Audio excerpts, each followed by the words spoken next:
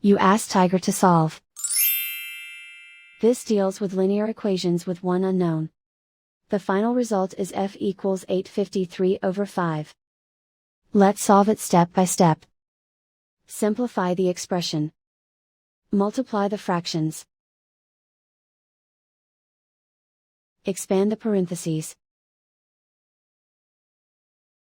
Simplify the arithmetic. Break up the fraction.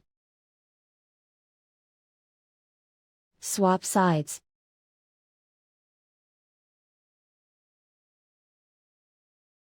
Group all constants on the right side of the equation. Add 160/9 to both sides. Combine the fractions. Combine the numerators. Reduce the zero numerator. Simplify the arithmetic. Convert the integer into a fraction.